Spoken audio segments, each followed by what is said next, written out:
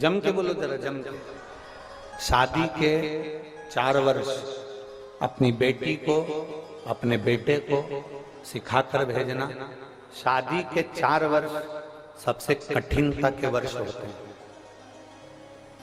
ये 4 वर्ष शादी के, इसमें बचपन, जवानी, अधेड़ी और बुढ़ापा सब कुछ समझ में आ जाता है शादी के 4 साल। क्यों? अपने घर को छोड़कर तुम दूसरे घर में जाती हो, वहां के घर में तुम सेटल होना, उसमें एडजस्ट होना बड़ा कठिन है।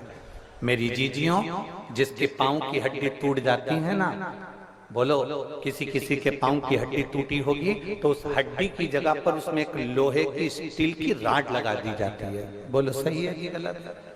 हड्डी की जगह पर एक दूसरी स्टील की, लोहे की राड लगा दी जाती है, कापर की राड लगा दी जाती है। शरीर वही है, पर वो हड्डी की जगह पर दूसरी कोई हड्डी आकर वो दूसरी स्टील की राड जो लगाई गई है, स्टील की जो डंडी लगाई गई है, उसको एडजस्ट होने में, उसको रमने में डॉक्टर भी कहते हैं 4-6 महीने लगेंगे। उसको सही एडजस्ट होने में 4 महीना लग जाता है। दांत लगवाओ तो उसको एडजस्ट होने में, जम के बोलो जरा, 4 महीना लग जाता है। तुम कुछ भी लो, उसको एडजस्ट होने में 4 महीना लग जाता है, वो 4 महीने लग जाते हैं। पर एक जीवन का एक लक्ष्य अपने अंदर उतार कर रखना शिव महापुराण का, कि तुम्हारी शादी हो, बेटी की शादी हो, बेटे की शादी हो, उसको कहना आपस में समझने में, परिवार में रमने में, परिवार में जुड़ने में हर बेटी को कम से कम 4 साल लगते ही हैं। उसको 4 साल लगेंगे। अब उसमें उसको सुनना भी पड़ेगा, उसमें उसको साधना पड़ेगा, उसमें उसको सबको एडजस्ट कर कर चलना पड़ेगा। जो 4 साल अच्छे से साथ कर चल लेती है, जो 4 साल अच्छे से अपने जीवन को निकाल लेती है, फिर उसका बुढ़ापा नहीं बिगड़ता, उसका बुढ़ापा सुखमय हो जाता है, आनंदमय हो जाता है। 4 वर्ष थोड़ा साधना पड़ेगा। जो शुरू के 4 साल साध लिया, उसकी जिंदगी सध गई, और जो 4 साल नहीं साध पाया, उसकी जीवन बेकार। पर आज के जमाने में तुम्हारा जी, हमें तो तुरंत निर्णय चाहिए। बस लड़ाई हुई, मायके गई, नोटिस पहुंचा दिया, तलाक।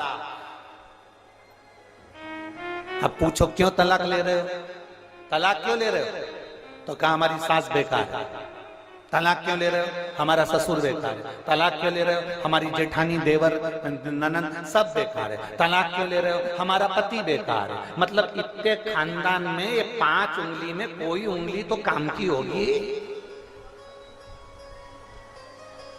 5 सदस्य घर में रह रहे हैं, उसमें से कोई तो अच्छा होगा। नहीं, मेरा पति बेकार, सास बेकार, ससुर बेकार, देवर बेकार, जेठ बेकार, और मेरी जेठानी बेकार, मेरी ननद बेकार, सब बेकार दिख रहे हैं, तो समझ लेना तुम्हारा चश्मा गड़बड़ है। काले कलर का चश्मा लगाकर तुम सोच रही हो सब पीले दिख जाए। बोलो री कुशीनगर की जीजी हो, काले कलर का चश्मा लगाकर तुम सोच रही हो सब पीले दिख जाएं। काले कलर का चश्मा लगाकर तुम कह रही हो सब नीले दिख जाएं। काले कलर का चश्मा लगाकर तुम कहती हो हरे दिख जाएं। काले कलर का चश्मा लगाकर तुम कहती हो सब साफ दिख जाएं, सीधे दिख जाएं, सफेद दिख जाएं। नहीं हो सकता। अपना चश्मा चेंज करिए, मतलब गड़बड़ी अपने अंदर है।